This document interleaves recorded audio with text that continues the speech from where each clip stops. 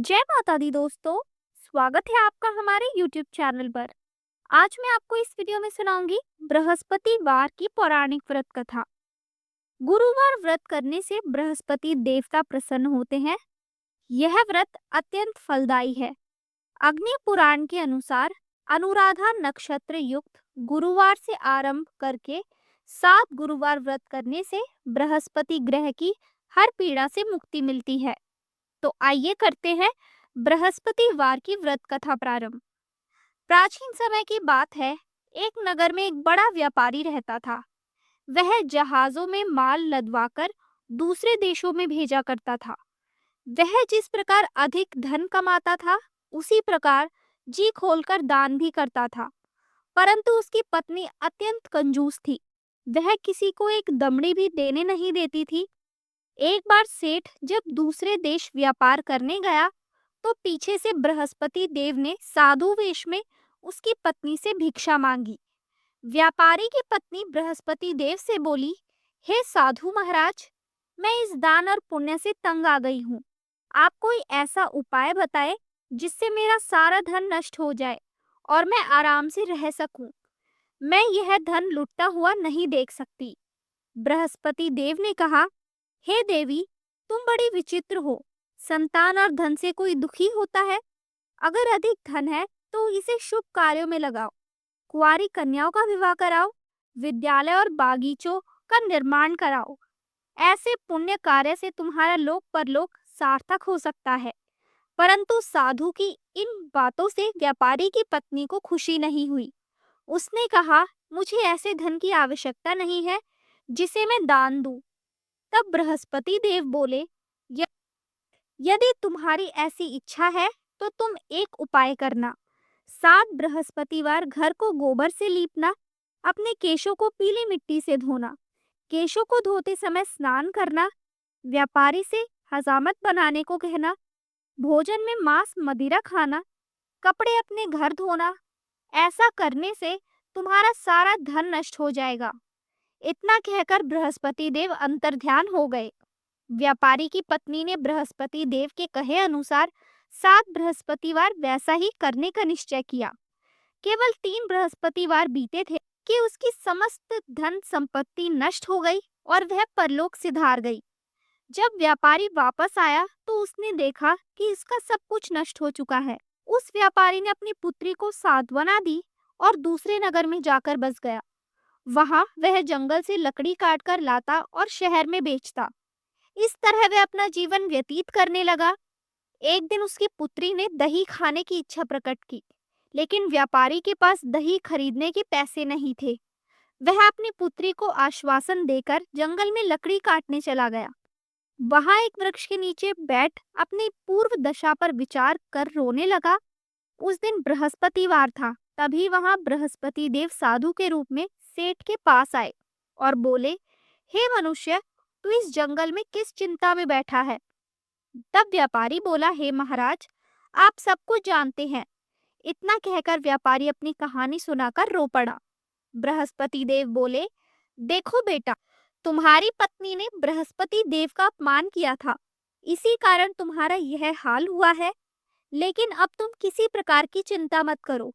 तुम गुरुवार के दिन बृहस्पति देव का पाठ करो। 2 पैसे के चने और गुड़ को लेकर जल के लोटे में शक्कर डालकर वह अमृत और प्रसाद अपने परिवार के सदस्यों और कथा सुनने वालों में बांट दो। स्वयं भी प्रसाद और चरणामृत लो। भगवान तुम्हारा अवश्य कल्याण करेंगे। साधु की बात सुनकर व्यापारी बोला, महाराज, मुझे तो इतना भी नहीं बचता कि मैं अपनी पुत्री को दही ला कर दूं। इस पर साधु जी बोले, तुम लकड़ियां शहर में बेचने जाना। तुम्हें लकड़ियों के दाम पहले से चौगुने मिलेंगे, जिससे तुम्हारे सारे कार्य सिद्ध हो जाएंगे। उसने लकड़ियां काटी और शहर में बेचने के लिए चल पड़ा। उसकी लकड़ियां अच्छे दाम में बिक गई, जिससे उसने अपनी पुत्री के लिए दही लिया और गुरुवार की कथा हेतु चना गुड़ लेकर कथा की ओर प्रसाद बांटकर स्वयं भी खाया। उसी दिन से उसकी सभी कठिनाइयां दूर होने लगी। परंतु अगले बृहस्पतिवार को वह कथा करना भूल गया। अगले दिन वहां के राजा ने एक बड़े यज्ञ का आयोजन कर पूरे नगर के लोगों के लिए भोज का आयोजन किया।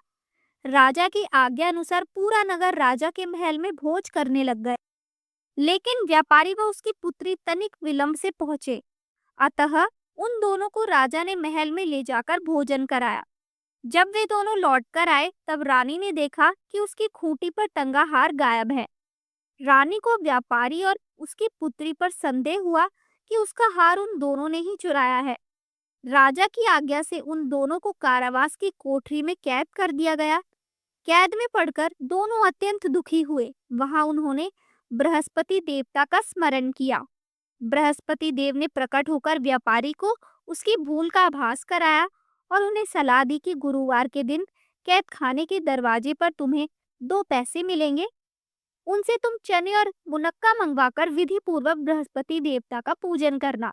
तुम्हारे सब दुख दूर हो जाएंगे। बृहस्पतिवार को कैद खाने के द्वार पर उन्हें 2 पैसे मिले। बाहर सड़क पर एक स्त्री जा रही थी। व्यापारी ने उसे बुलाकर गुड़ और चने लाने को कहा। इस पर वह स्त्री बोली, मैं अपनी बहू के लिए गहने लेने जा रही हूँ, मेरे पास समय नहीं है। इतना कहकर वह चली गई।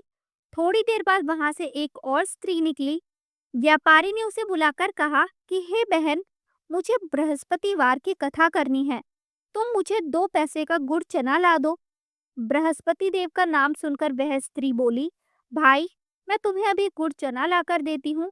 मेरा इकलौता पुत्र मर गया है, मैं उसके लिए कफन लेने जा रही थी, लेकिन मैं पहले तुम्हारा काम करूंगी, उसके बाद अपने पुत्र के लिए कफन लाऊंगी। वह स्त्री बाजार से व्यापारी के लिए गुड़ चना ले आई और स्वयं भी बृहस्पति देव की कथा सुनी। कथा के समाप्त होने पर वह स्त्री कफन लेकर अपने घर गई। घर पर लोग उसके पुत्र की लाश को राम नाम सत्य है कहते शमशान ले जाने की तैयारी कर रहे थे। स्त्री बोली, मुझे अपने लड़के का मुख देख लेने दो। अपने पुत्र का मुख देखकर उस स्त्री ने उसके मुंह में प्रसाद और चरणामृत डाला। प्रसाद और चरणामृत के प्रभाव से वह पुनः जीवित हो गया। पहली स्त्री जिसने बृहस्पति देव का निरादर किया था, वह जब अपने पुत्र के विवाह हेतु पुत्र वधू के लिए गहने लेकर लौटी और जैसे ही उसका पुत्र घोड़ी पर बैठकर निकला, वैसे ही घोड़ी ने ऐसा उछाल मारी कि वह घोड़ी से गिरकर मर गया। यह देख स्त्री रो रो कर बृहस्पति देव से क्षमा याचना करने लगी। उस स्त्री की याचना से बृहस्पति देव साधु वेश में वहां पहुंचकर कहने लगे, देवी, तुम्हें अधिक विलाप करने की आवश्यकता नहीं है। यह बृहस्पति देव का अनादर करने के कारण हुआ है। तुम वापस जाकर मेरे भक्त से क्षमा मांगकर कथा सुनो, तभी तुम्हारी मनोकामना पूर्ण होगी। जेल में जाकर उस स्त्री ने व्यापारी से माफी मांगी और कथा सुनी। कथा के उपरांत वह प्रसाद और चरणामृत लेकर अपने घर वापस गई। घर आकर उसने चरणामृत अपने मृत पुत्र के मुख में डाला। चरणामृत के प्रभाव से उसका पुत्र भी जीवित हो। उसी रात बृहस्पति देव राजा के सपने में आए और बोले, हे राजन, तूने जिस व्यापारी और उसके पुत्र को जेल में कैद कर रखा है वह बिल्कुल निर्दोष है। तुम्हारी रानी का हार वहीं खूंटी पर टंगा है। दिन निकला तो राजा रानी ने हार खूंटी पर लटका हुआ देखा। राजा ने इस व्यापारी और उसकी पुत्री को रिहा कर दिया और उन्हें आधा राज्य देकर उसकी पुत्री का विवाह उच्च कुल में करवाकर दहेज में हीरे जवाहरात दिए। तो दोस्तों, ये थी बृहस्पतिवार की पौराणिक कथा। आपको यह कथा कैसी लगी हमें कमेंट करके जरूर बताएं। हमारी आने वाली सभी वीडियोस को देखने के लिए हमारे चैनल को सब्सक्राइब करें और शेयर करना ना भूलें।